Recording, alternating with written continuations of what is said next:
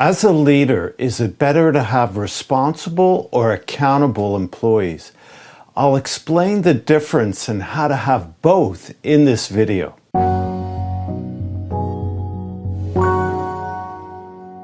Hello, I'm Stephen Goldberg of Optimus Performance, bringing you practical tips and ideas on leadership, team development, and employee performance in the workplace.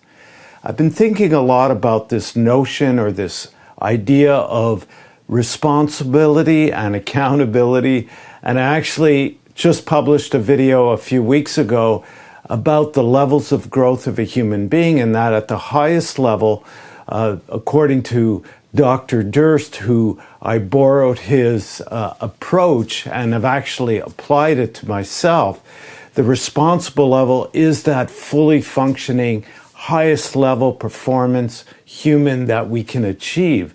And I have made a worksheet available for that where it describes the attributes of somebody functioning at the responsible level. And I also have a blank template with an exercise you can do to work on yourself to get to that level. Now, I thought about this some more afterwards because we do have a problem in organizations, in the world, with accountability. You know, people say things and they don't deliver it. Promises are made, especially in marketing, and they promise you the moon and they don't even deliver, a star. So it's really become a problem. And also people telling lies. It's all part of accountability in a way. And leaders, managers want their employees to be accountable.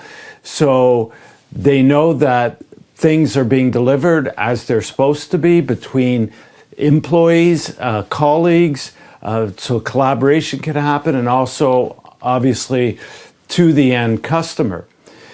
But when I think about this idea of responsibility versus accountability, if you want to be a leader, then you want people to take responsibility. And what I mean by that is a leader doesn't want to what I call snoopervise people, meaning you don't want to be standing there looking over their shoulders. And that's often why managers are hired, because they're good at setting those goals, setting performance expectations, but then making sure that people are delivering on it and being accountable, holding them accountable. They're not afraid to face people when the deliverables are not there, to hold them accountable. Take them to task is often a word that is used. But I don't like that. If I'm a leader, I want people to assume full responsibility. And when they do, they hold themselves accountable. I don't need to sit and watch and make sure and supervise or snoopervise, whatever it is, to make sure that the work is getting done. I have more important things to do. I need to focus on growth, innovation, strategic planning, other things that are really important for the scaling, the growing of my organization, my department, and that's what leaders do. But in order to get people to be responsible, and that's why I brought up this levels of growth, because it doesn't just happen. Yes, you could hire people that have reached a higher functioning level, but ultimately you want people to keep growing, because behaving or acting at the fully responsible level is something that just doesn't happen overnight, as I said, and it's a continuous process. It's a lifelong journey towards maybe what you can call perfection, fully functioning, the highest level of a human. It takes work. And so a leader's role, part of a leader's role, is to understand what that is to work on himself towards that objective of personal development, but also to make sure that they're developing, that you're developing other people, your managers, to also work at that level. Now, I found in the past when I would work with a leader one-on-one in terms of training them, they also wanted afterwards if it was just one-on-one, to do the same thing with their managers, because they realized the benefit was so worthwhile that they wanted their managers to be on board as well.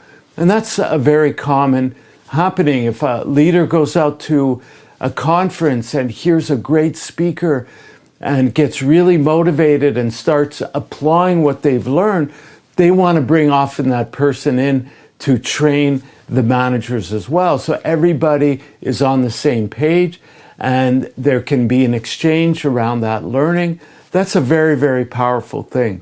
So if you want people to be accountable, develop them to be responsible. Look at my worksheet with the attributes of somebody functioning at the responsible level and see how you could develop people to function at that level. It's an ongoing process, and that will make people accountable. They'll hold themselves accountable. You don't have to do it because you know they're taking 100% responsibility for their area of functioning, for all the responsibilities that come with the job. And delivering as promised is one big one.